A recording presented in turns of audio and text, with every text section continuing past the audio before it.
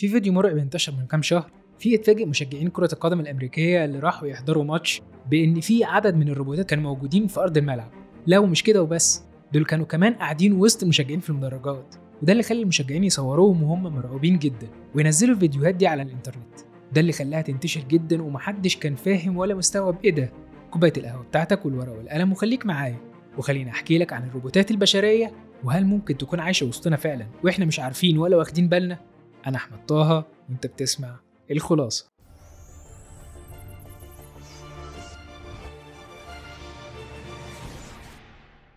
أهلا بيك يا صديقي العزيز في حلقة جديدة من الخلاصة. انتشرت من فترة مجموعة فيديوهات بيصور فيها مشجعين في ماتش كرة قدم أمريكية روبوتس شبه البشر بوصلات كهربائية جنب راسهم بتتحرك في أرض الملعب وقاعدة وسطهم في المدرجات.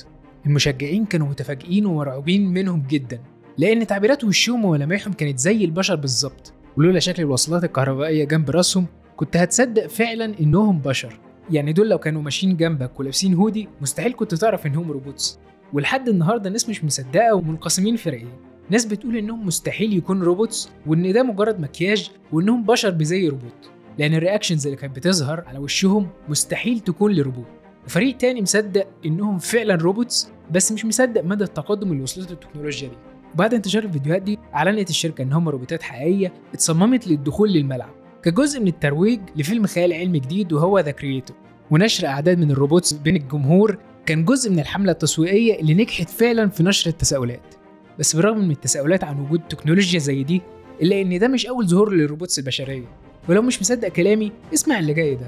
عرضت شركة انجينيرد ارتس المصممة والمصنعة للروبوت البشري إيميكا اللي بيقدر يقلد تعبيرات الوش الشبيهة بالبشر بشكل مذهل، تشتغل بالذكاء الاصطناعي وتقدر تتكلم مباشرة وتجاوب على الأسئلة من غير أي برمجة سابقة.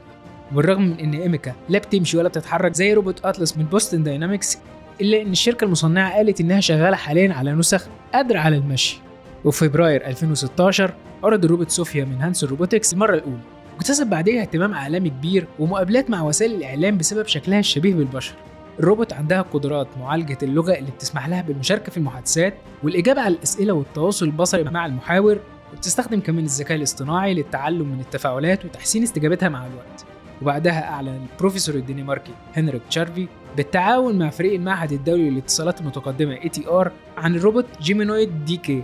الروبوت عبارة عن هيكل معدني مغطى بجلد سيليكون وشعر بشري وصناعي وبيقدر يدي رياكشنز طبيعية جدا زي البشر. أما الروبوت جونكو تشيهارا من إنتاج شركة توشيبا اليابانية أعلن استخدامه للمرة الأولى في مركز للمعلومات السياحية في طوكيو. الروبوت بيقدر يتكلم بالياباني والصيني والإنجليزي والألماني وحتى لغة الإشارة، ده غير استخدامه في التحضيرات لأولمبياد طوكيو 2020. وهسيب لك تحت في الكومنتس كل الفيديوهات للروبوتات دي تقدر تخش وتشوفها بنفسك. طبعا انت كنت متوقع ان دي تعتبر لسه سوق جديدة، الا ان مؤسسة جولدمان ساكس تتوقع وصول قيمة سوق الروبوتات خلال 15 سنة الجايين ل 150 مليار دولار سنويا، وبتتنبأ بانتشار استخدام الروبوتات في المصانع في 2025. الخلاصة يا صديقي ان احنا محتاجين نعرف سرعة تطور التكنولوجيا دي ونبقى عارفين كويس ازاي نتعامل معاها عشان ما يجيش اليوم اللي تتفوق علينا هي فيه. برغم من ان كل التطورات دي مش بس تخليك تقلق من المستقبل، الا ان القلق الاكبر ان ممكن يكون النهارده في روبوتس عايشه وسطنا واحنا مش عارفين.